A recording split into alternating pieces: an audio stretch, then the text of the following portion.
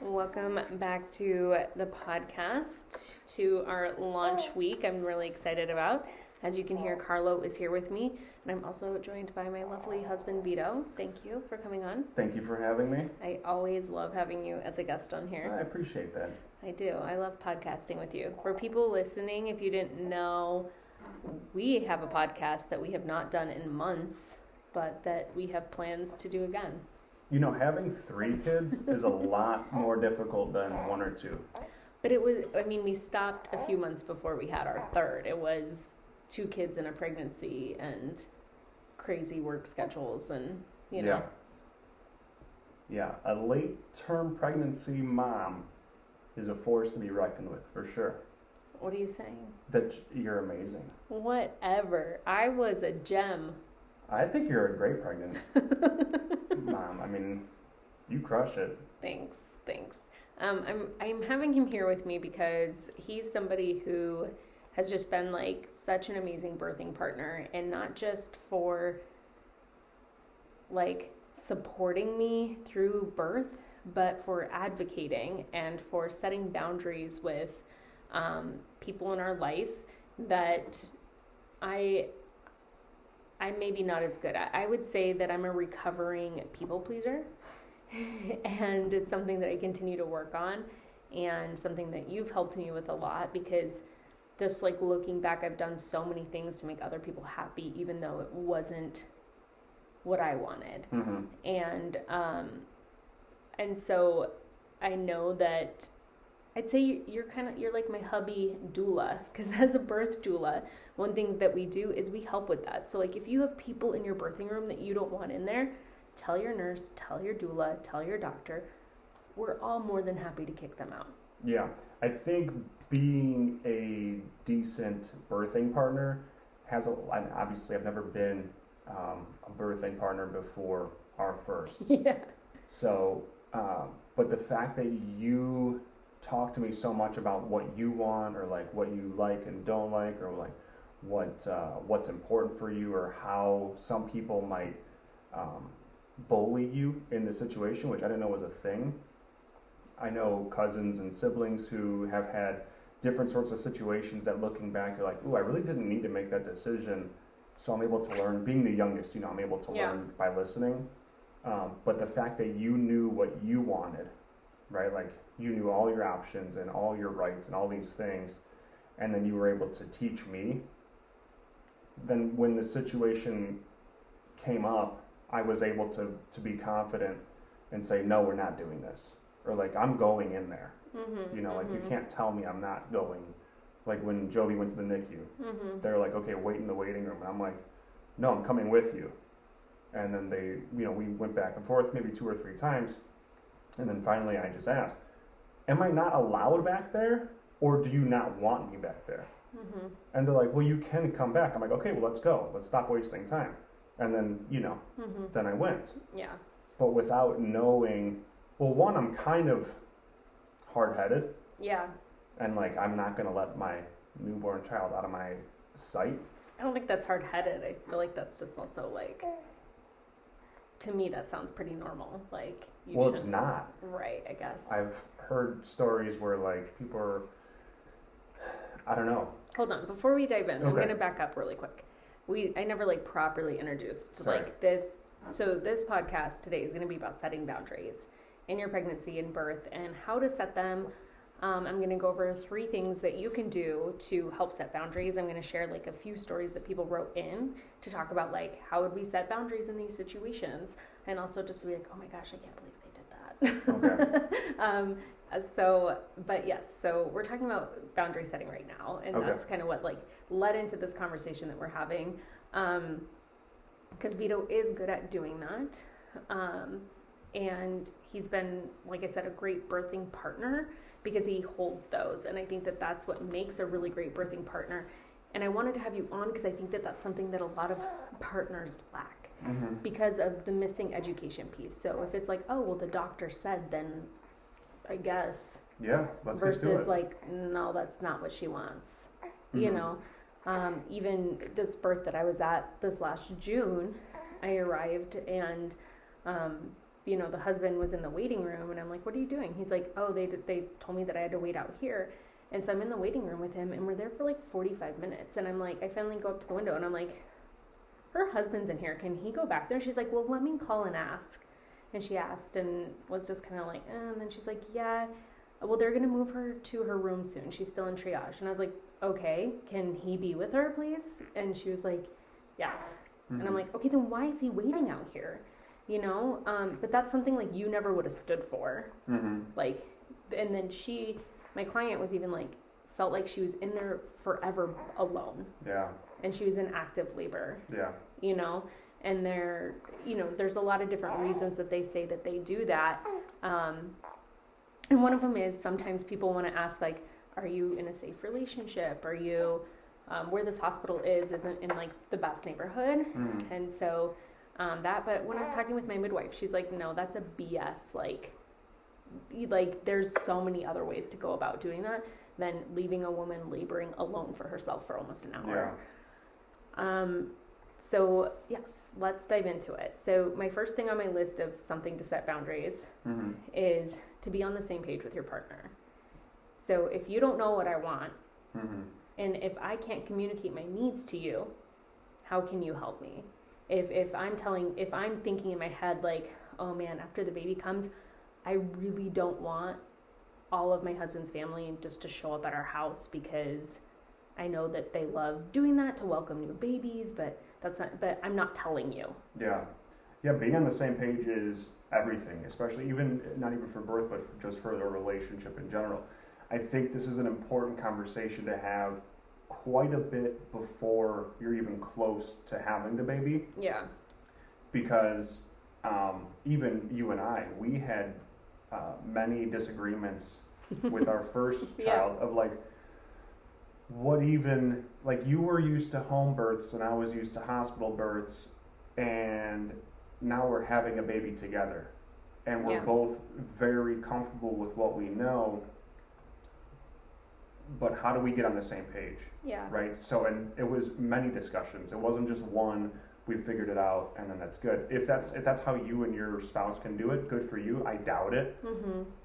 Good for you if you can. Well, COVID kind of like left us no choice with some things. Like you and I weren't on the same page with a few things, and then like the world shut down and we had very few options.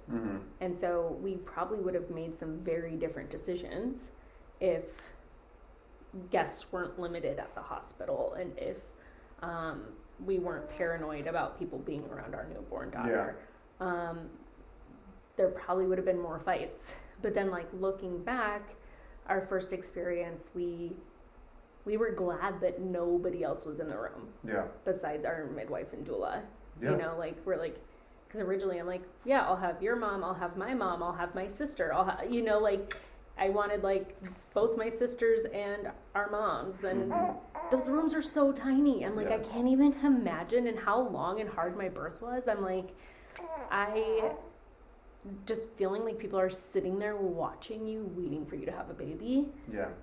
And that's your personal preference, right? Like some people might want an army of people in the room to distract them or to whatever. But you and your partner need to communicate that. And you need to hash that out.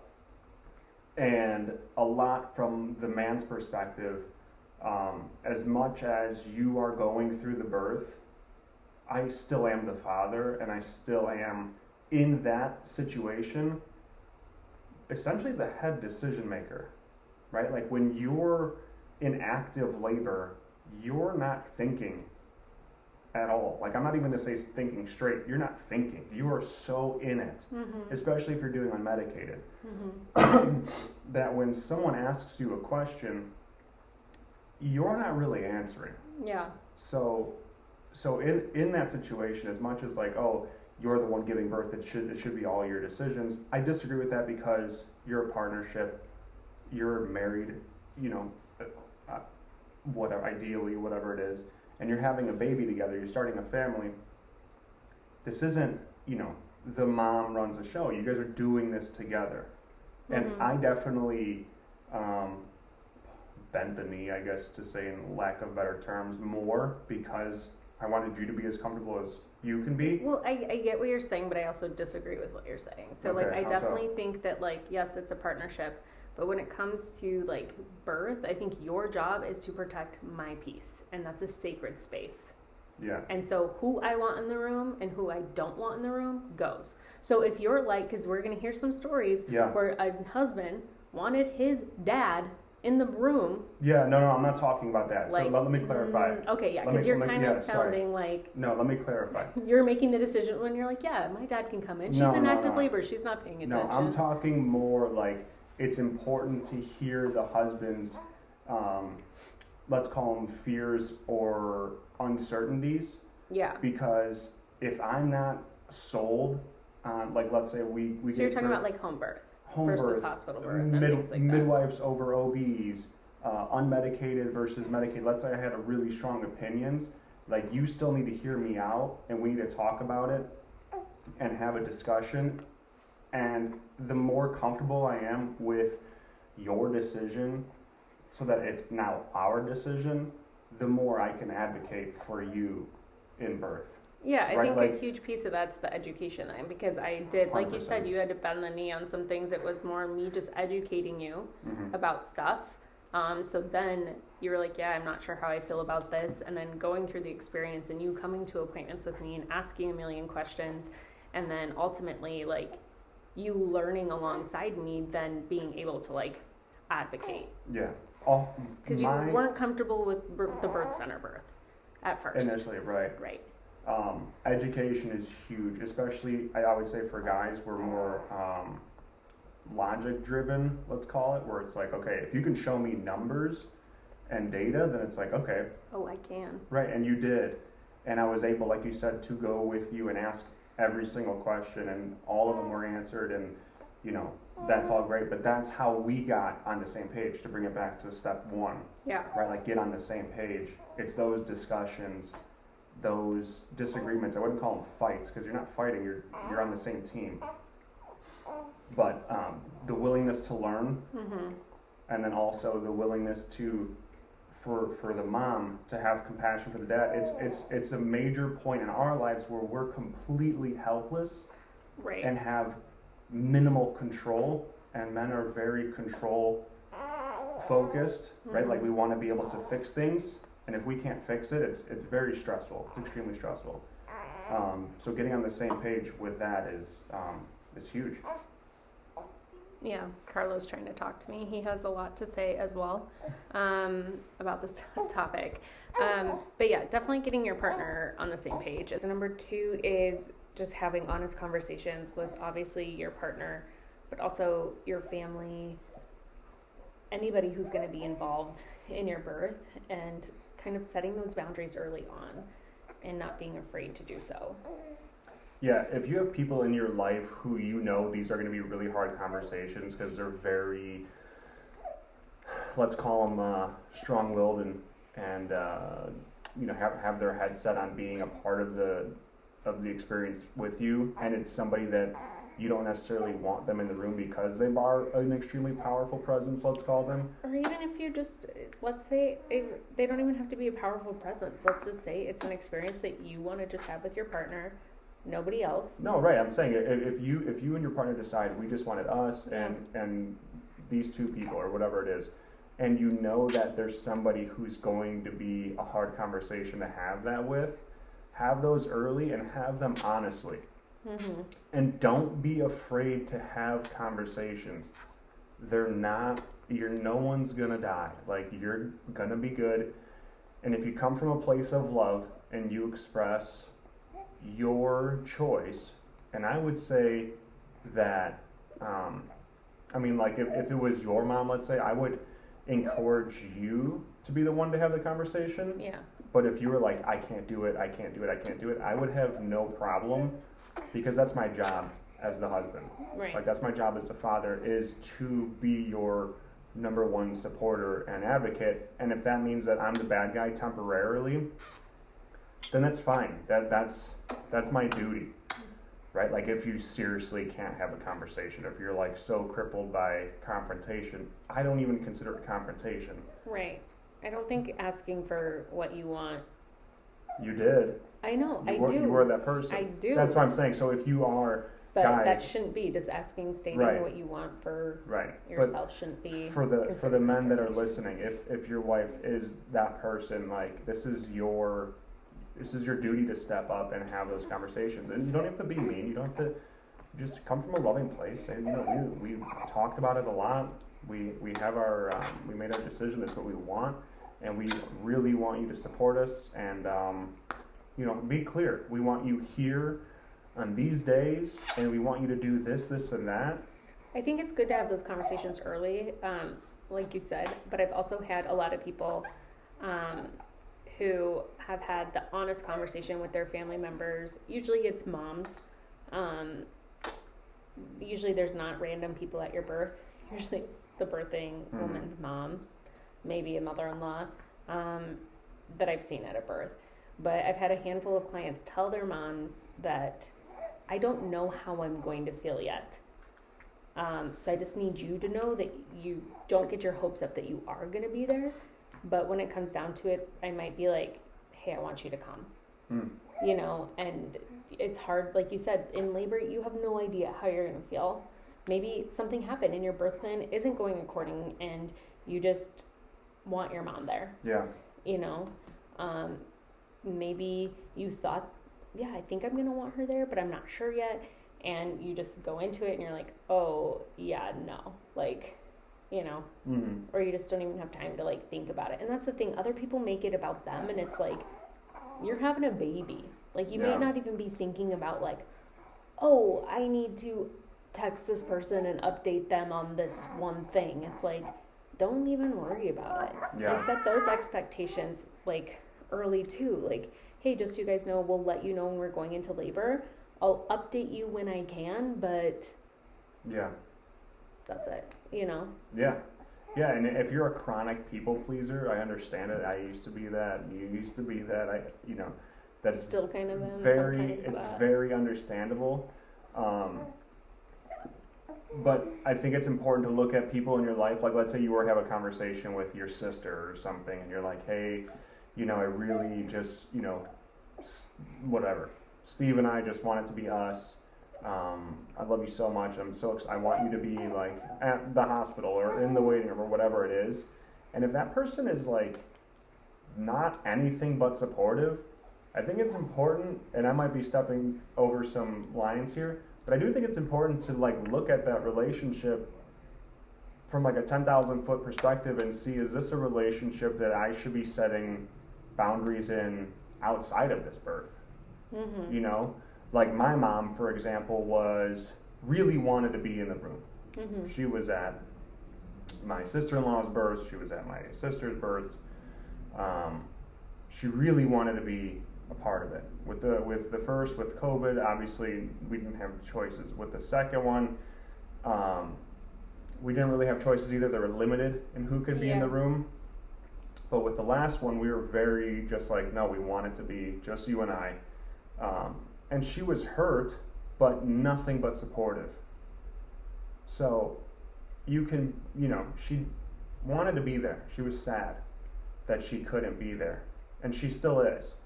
But she's putting her love for us over her feelings. And and with that that's said, honestly, she's never once said anything to me. She's only had a conversation with you. She never once even asked me if she could be in the room. Yeah. She talked to you about that, on her own time. She's never once made a comment to me oh, well, I wish I could have been there. Or, there's never even been anything in passing. She's only been, super supportive. And there are people who aren't supportive. Yeah. And again, I might be stepping over some lines here, but I do think that those might be conversations to have with, hey, there's something else here in our relationship. You're not 100% supportive of me on the biggest day of my life, and you're making this about you.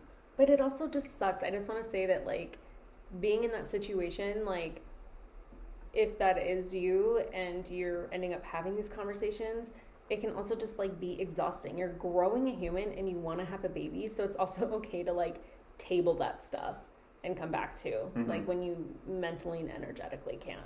That's why I think that involving the partner is huge, because Right. we're not going through those. Right, and just be like, hormonal hey, changes. listen, like, this is what we want for right now. If you don't support that, whatever, we can deal with it later. Like, Mhm. but she needs her peace right now, you know? The third thing is remembering that this is your experience. And so it kind of all goes back to like people, these all tie in together, obviously. Like, you're the one going through it. So if I'm the one giving birth and I know that this person's even just like energy in the room could be like, I don't know, Mm-hmm. you know? Well, this even goes. I just thought of it. This even goes beyond family. This goes with, like, let's say you're doing a hospital birth, which most people are. This goes with like very rude nurses Right. or OBs or whomever's in your room. Like, even after birth, when we gave birth in the hospital, so many people came in our room selling us stuff, like dressed in scrubs, but like selling us pumps and Yeah. like whatever. Pictures. Right, and then it got to the point where it was my job, because you were out of it, where it was my job, where I was like, hey, who are you? What are you? Before you even say, I don't even, like, what are you doing here? Do you need to be here? Mm-hmm. And then they'd be like, well, I'm your nurse, we're turning over. Okay, great. Anybody else, get out. Mm-hmm. Right? So it's not even just your family, it's people who are just not welcome in the room. And that could be bad nurses. Or not even bad nurses, but nurses who might be having a bad day. Right, or just somebody who doesn't fit your birth plan, you know, like the style of birth that you want. Because even as doulas, like, not every single doula is right for every person. That's why I encourage interviewing people. Like, you might have I've heard horror stories about doulas, which just like breaks my heart, because I'm Yeah. like, that's not what we're supposed to do, or not what we're Yeah. supposed to represent. But also, there's home birth doulas. There's doulas who like doing hospital births. There's doulas who specialize in twins. There's doulas, you know, so like, not every person is a fit for you. And Yeah. that goes the same for like hospital staff. So you can request a new nurse. Yeah. You can fire your OB in your birth. Mhm. You can. A lot of people don't know that. Or your midwife. Like, if you're at a hospital birth, if you're at a home birth, I don't know Yeah. who else would come. But so yeah, the energy that people bring into your birthing space is huge, and protecting that. This is your experience. So setting boundaries is huge, and I think a huge part of setting boundaries is your partner helping you set them Yeah. for you. Can I add on to the education part too? Because Sure. there were so many things I had no idea about, even checking for dilation, how that increases your risk of infection. If your water's broken. Right. Mm-hmm. Different scores, like when they're saying numbers, and they're like, oh, she's -1, 80% and 6, or whatever the order is. Yeah. Knowing the lingo and knowing, like, guys, educate yourself, because the more you know, the better off you are when you're in it, and you're able to say, like, if they're like, okay, we're gonna check you again, you as the partner need to step up and say, hold on, why are we checking? And just bomb them with questions. Mm-hmm. Because if it's not absolutely vital to check, which it doesn't sound like it ever really is, Right. then all they're doing is increasing chances for infection. And I never knew that until we took courses and you taught me. Mm-hmm. Encouraging your partner to do different positions. If your nurse or doctor says you can't, then asking them, why not? What's Yeah. the policy here? Like, and then It doesn't matter what the policy is. well, whatever it is, I'm just saying push back. Yeah. Like, push back, because, and then the more educated you are, the more confident you are when they're like, oh no, you can't do that. You can't eat during labor. You can push back and say, we're absolutely eating during labor. Yeah. And Well, like, I always encourage people just to like be friendly about it. If they're like, oh, you can't eat in labor, be like, oh, thank you. I understand like what you're saying, but I'm comfortable eating. yeah, And if they're like, well, it's our policy, be like, I know that you're doing your job. I get that it's hospital policy. I'm comfortable with my decisions. right. Like, oh, you know what? We're actually really comfortable eating in labor. And if they push back, you push back too. Like, no, thank you. Right. I get that you're doing your job, but I'm really good with eating. Yeah, and this isn't pushing back for the sake of pushing it back, or being like, that person, it's pushing back because you as the mom, you need fuel. This isn't like, oh, I know my rights, I'm going to take them sort of argument. This is I'm depleted. I need fuel. I need to nourish myself. I need to nourish my body. Like, this is vitally important. And even the checking, it is very important that we don't increase our risk of infection. Mm-hmm. I'm not saying die on every hill. Right, I'm not saying argue for the sake of arguing or advocate for the sake of advocating. For things that truly, truly matter, mm-hmm. The more you know, the better off you are. Yeah. And the more confident you can go into it, and talking to the guys out there too, you can advocate. It's so easy. Like, I didn't know if I was allowed in the NICU or not, but I just pushed. Because in my head, I was like, I'm not going to let this baby out of my sight. No matter where they go, I'm going with. Right. So, but if she was like, no, you can't, I probably still would have pushed back. I'd be like, well, someone's got to come get me then. Right. Just because that's how I am. But you got to push back on the things you're really set on. And men, be set on protecting your family. Yeah. Like, if you feel as if you need to be with your baby, then be with your baby. Mm-hmm. If you, like, this is your family now. You have to protect and provide.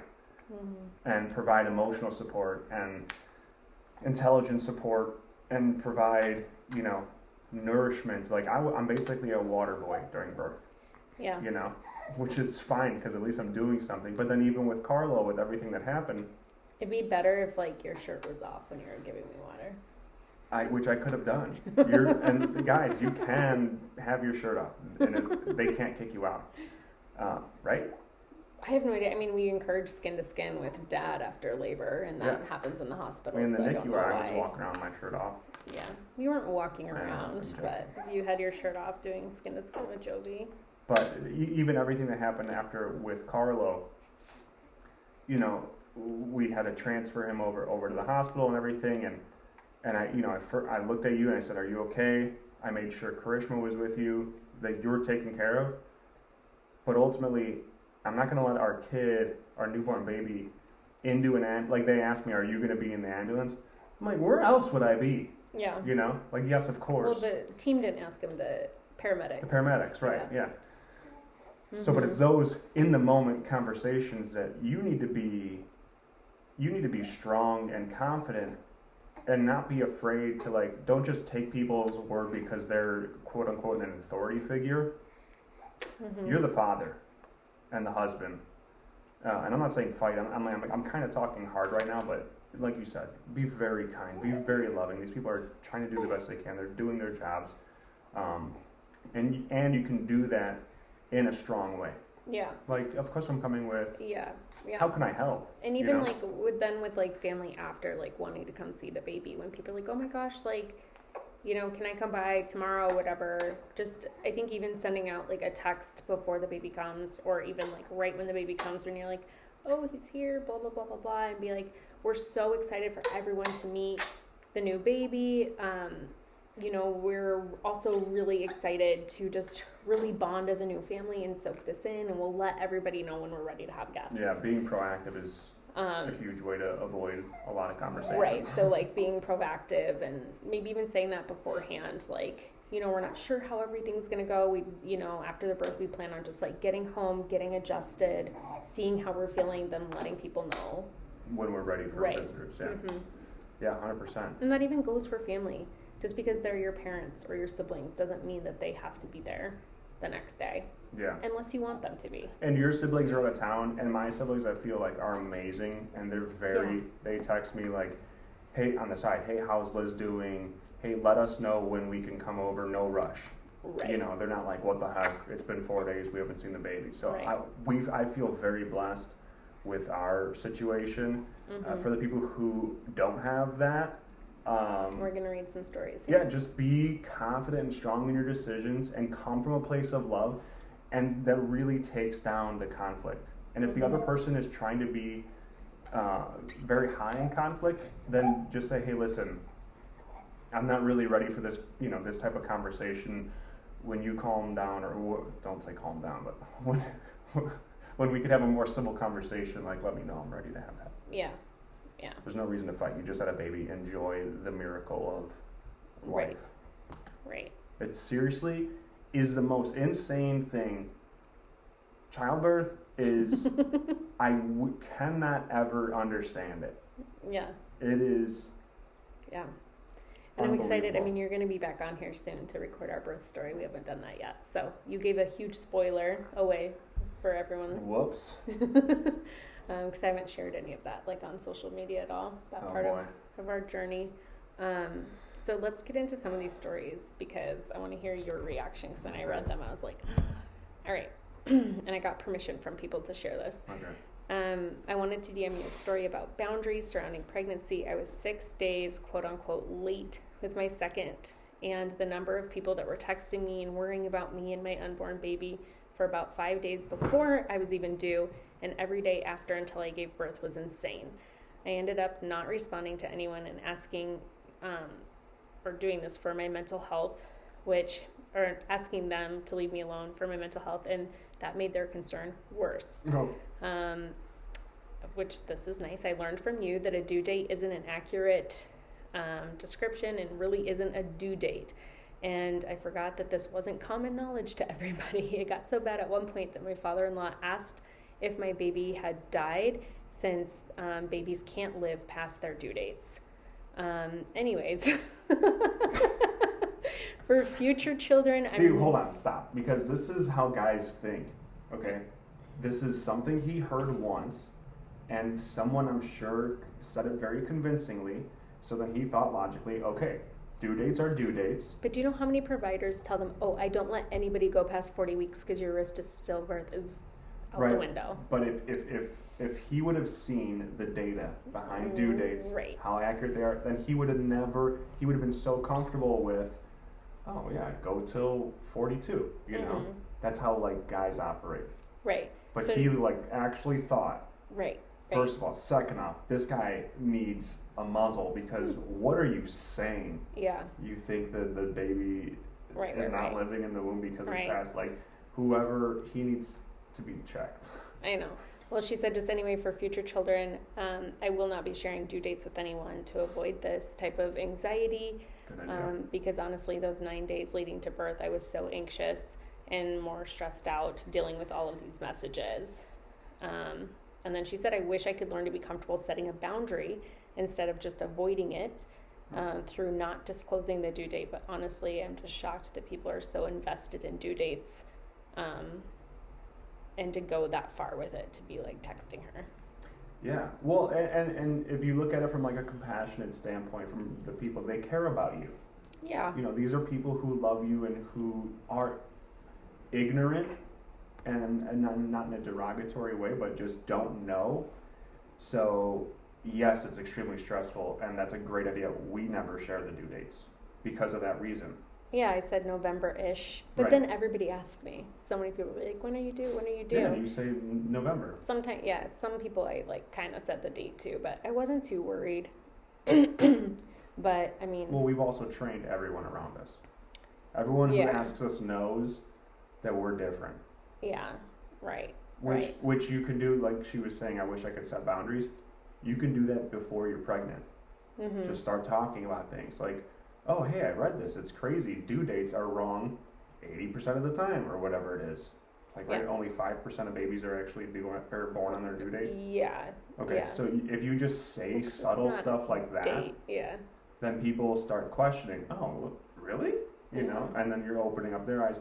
Whatever, more subtle ways, but... I would just be like, did you know in France the due date's 41 weeks? Like, yeah, you know, which are things that we have said. We've had those conversations. Yeah, but I think that this is a great example of starting to set boundaries in pregnancy, because then I can't imagine the amount of texts once the baby came of, like, is the baby okay? Is this?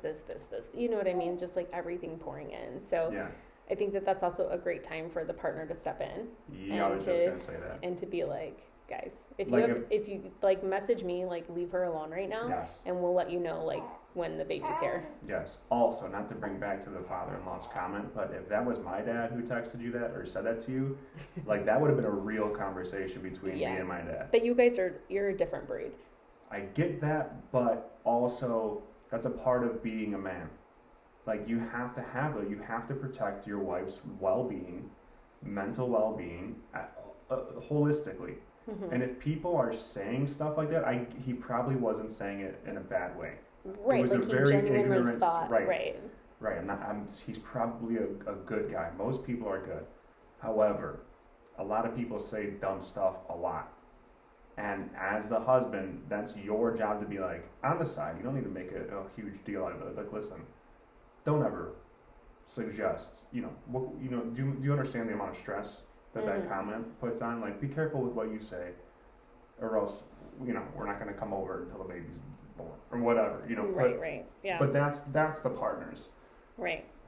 Okay, so the next one is, she said, nothing super crazy, but I was in recovery after my 3rd C-section, and we didn't find out the gender because we already had a boy and a girl, and we had a girl. Only one person could be in the recovery with me and baby, and my mother-in-law had the audacity to ask my husband if she could swap with him in the recovery room. Mind you, she was waiting in the lobby with our other family and our other 2 kids to come into the room. Once I got moved, she just wasn't patient, and I told my husband that if he left the recovery room, I told him if he leaves recovery, nobody else will be coming up. And then that same evening, once they were in the room, all of her in-laws just hung out way longer than wanted. The nurse came in to empty her catheter bag and needed to change her maxi pad. I told her to come back in 5 minutes and to kick everybody out. Looking back, I should have just traumatized everyone and had her change everything while they were all still there. So, yeah. I mean, I just think I'm sure, like, her mother-in-law was just really excited, but I'd be like, I want our kids to meet the baby, like... Yeah, that's difficult. Like she said, that's not anything huge, but that's a conversation. It sounds But, like, in recovery, you're only in there for, like, a few hours, like, and you're recovering from she had a C-section, like, a major abdominal surgery, You're trying to get your bearings back, like, your baby hasn't even been with you. Yeah. Like, your baby goes with your partner and waits in the room, and then you come in there after you're, like, stitched up and stuff, and so it's like you want that time to try to, like... Well, and she said this was her 3rd, so she's been through the process twice. That's a conversation to have. Even with your husband, say, hey, listen, we know how this goes, like, this is what I want, so if people are asking to get in the room, just tell them, no, this is what we're doing, and that's that conversation to have before you're even in it. This one said, I'm here for all of these stories and results. I'm 6.5 months pregnant, and my mother-in-law is going to be offended and up in arms that I don't want her in the delivery room. I just absolutely won't feel comfortable with her there, plain and simple. We have a good relationship. There's nothing wrong with her, Yeah. That's a loving conversation. This is our decision. We really hope you can support us. This is how I would even say, give her something specific she can do that makes her feel a part of the birth without actually being there. Mm-hmm. Give an example. You're just putting me on the spot. Maybe like if she really likes cooking, let's say, be like, hey, we really want you to make this dish because it's something that's special to us. Well, I'd say, like, if she has a meal that she makes that you love, be like, oh my gosh, we just love your spaghetti and meatballs. I know, like, after I have the baby, that will just, like, be so yummy and nourishing, and I was, when we go into labor, we'll let you know, and we're hoping you can make that meal for us or something. Like we talked about it, we want you, involved in this way. I feel like that would go a long way. I don't know, maybe. Yeah. Get creative, because like you said, you don't have a problem with, it's not like you have a bad relationship, you're not comfortable, which is totally understandable. You're pushing a human out of your vagina, like, it's a big deal, it's not a comfortable thing. But if you can get her involved in other ways, right? Maybe, I don't know, whatever. Think what she would appreciate. And if there is nothing, then just say, hey, we really hope you can support us in this decision. We love you. Yeah. So the last one I'm going to share is I developed severe preeclampsia overnight and then was admitted at 33 weeks. My OB was trying to hold off until 34 weeks. However, things took for a turn and she started going into labor. In the delivery room, she was on morphine and magnesium, and there was not only my husband, but my mom, my stepdad, his mom, his aunt, my aunt, and my cousin. I only wanted my husband in there. They wouldn't leave. His mom was even taking photos of me while she was in labor and just out of it. And she's like, everything was changing so rapidly, and my husband didn't even have a place to sit down. Eventually, people left, but his mom and aunt decided to hang out in the hallway right outside the door, and it was nuts. Yeah, that's chaos. Especially at 33 weeks, that's a very stressful situation. Right, your baby's preterm, you don't know what's going to happen. Yeah. Leave. Right, and I feel as if this maybe was a conversation that wasn't had, and for the husband to not have a place to sit or to be, that's insane to me. That's an insane situation. Yeah. I remember with my sister and my sister-in-laws, they both had epidurals, Mm-hmm. and the room was packed. It was both parents, siblings, people were in and out. People were I remember I was laying on it was a bigger room, but we're watching TV. You were at your talking. sister-in-law's labor and your sister's labor. I know, and as soon as we had our first, because that's what was normal in our family, and as soon as we had our first, I went right up to my sister and sister-in-law and I apologized profusely. And I was like, I cannot believe you guys, that no one said anything. It's so inappropriate, in my opinion.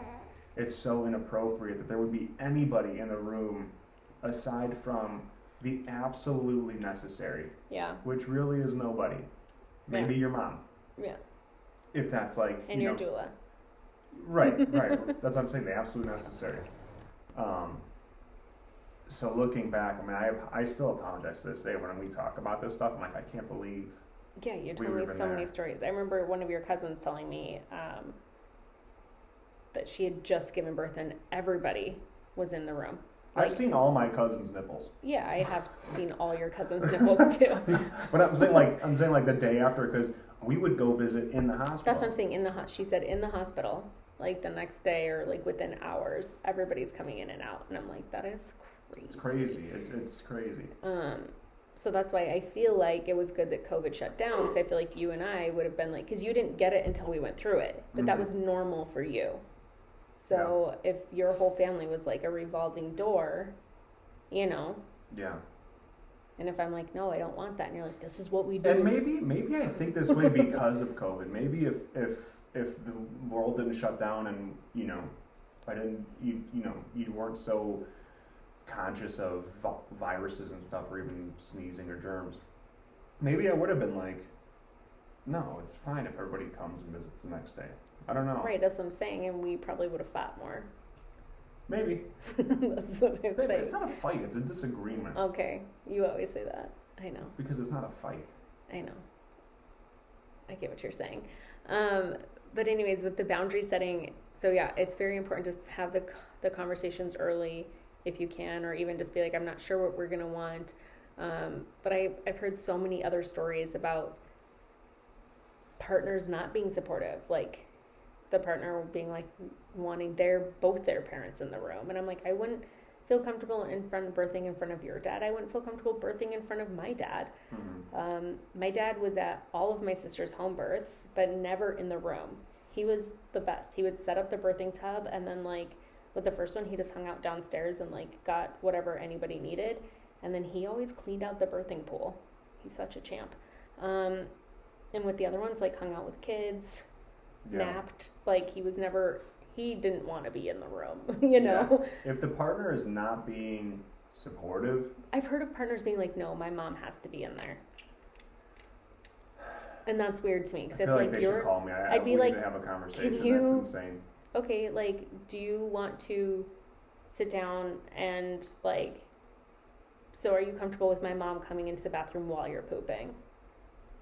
Well, you know me. I do know you. You wouldn't be comfortable, but I don't think you'd care, but you'd be why are you?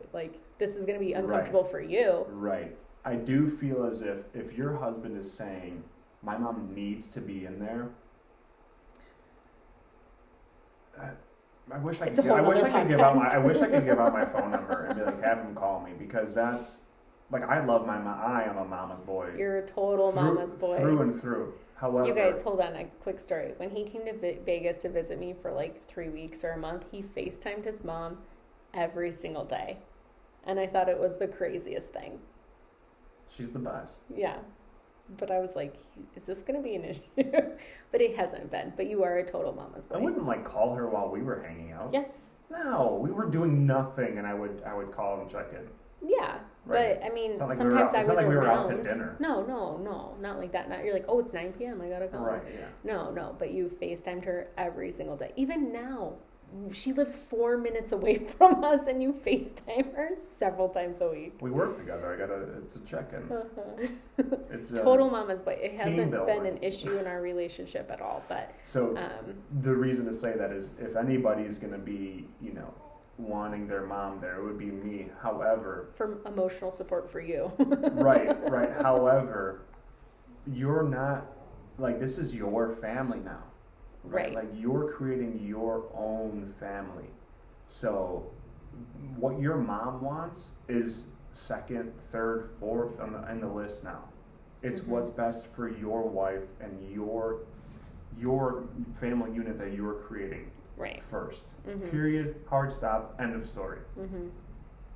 And your mom loves you. Like, you probably have that good of a relationship. So your mom's gonna love you no matter what. So if your wife is very hard set, and let me tell you, if your wife is more comfortable, you have higher positive outcomes of birth. So that's your number one. Healthy mom, healthy baby. Worrying about if your mom is going to be offended and it's going to make your wife uncomfortable, you're adding unnecessary risk or stress that could potentially lead to poor decision making. So it's not worth it. Right. And if your mom is like manipulating you and guilt tripping you, then that's a conversation to have. Mom. Right, then why would you want her? Right, Mom. I have my own family now. Like, you need to. This is how you need to support me. Right. You need to love us and support us. If you're feeling guilted into decisions, that's a great time to start setting boundaries. Amen. With those people. So, thank you so much for coming on this podcast. I love conversations like this. Oh, I know. We can have a million of these, and we will have a bunch more on our podcast. We should just merge the. I should just come on here once a month. That'd be fun. We'll do like I don't know. We'll call it something after dark or something. Yeah. Under the sheets. Under the sheet combos. That's a little unfair. Under the sheet combos. It's the conversations that we have when we put the kids down. I'm like, babe, you're a mom. Just kidding. Yeah, right. Is the best. Is the best. She really is. She's great. But I think that these are important conversations to have, and you can't be worried about what other people think. So if you guys want more information like this too, we'll be talking about more, but we're also coming out with a great resource for people about partnerships and pregnancy and birth and preparing for them. So stay tuned for that. Also make sure that you are signing up for my first trimester survival guide and for my waiting list for my birth course that's going to be coming out soon as well, so that you feel really well equipped for these situations. Yeah. It's all, education is huge, and like you said, you have that birth plan course coming out, and ours is basically preparing your relationship for birth and preparing for birth as a couple. Right. And the responsibilities of the man, and Yeah, and we'll be doing some freebies with that too. Yeah. So I'm excited. Well, thank you so much for coming on. Thanks for having me.